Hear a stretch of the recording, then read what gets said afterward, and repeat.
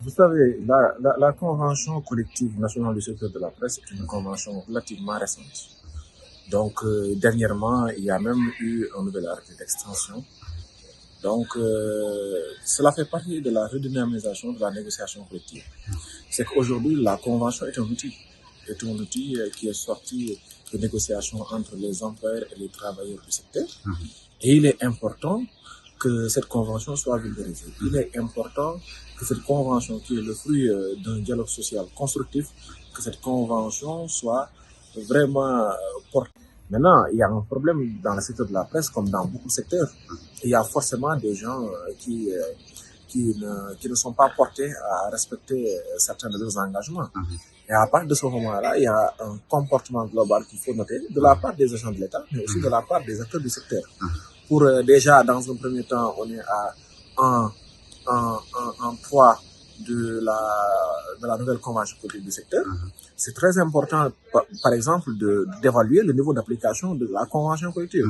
Sachez que dans le secteur de la presse, à partir du moment où la convention est étendue, que les autres entreprises qui vont s'ouvrir après seront concernées par la convention.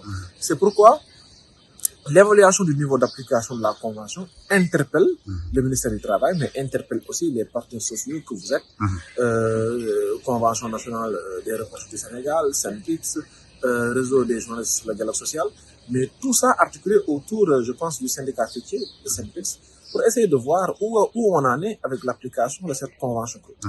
Donc, à l'instar d'autres textes également, la bataille de l'application de l'effectivité des textes est une bataille de tous les jours. Vous savez, comme je viens de le dire, les inspecteurs du travail sont à pied d'œuvre. Ils sont dans les entreprises en train de procéder au contrôle. Ils sont à l'inspection en train de dénouer les conflits qui naissent entre les employeurs et les travailleurs. On sait que tout n'est pas encore parti. Vous savez, quand on fait une formation, il faut être très prudent. Parce que l'idée, ce n'est pas tout le temps d'encourager un climat conflictuel dans l'entreprise. C'est-à-dire, aujourd'hui, on doit apprendre à se dire que, de toute façon, même si on se bat, on va finir par négocier. Et si on tentait la négociation dans un premier temps? Je pense que c'est ça l'intérêt. L'idée, ce n'est pas... oui, des fois, il y en a qui sont bafoués dans le droit, qui ne sont pas au courant. Il y en a qui n'appliquent pas parce qu'ils ne sont pas au courant. Donc, quelqu'un peut même être un contrevenant à la réglementation de bonne foi.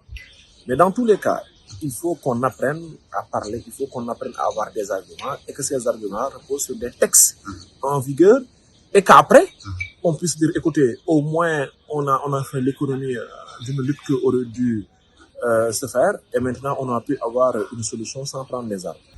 Je remercie la Convention nationale des reporters du Sénégal et je remercie la coopération allemande qui, aux côtés du ministère du Travail, œuvre pour qu'il y ait une vulgarisation de tous les textes conventionnels qui sont en vigueur dans le monde du travail.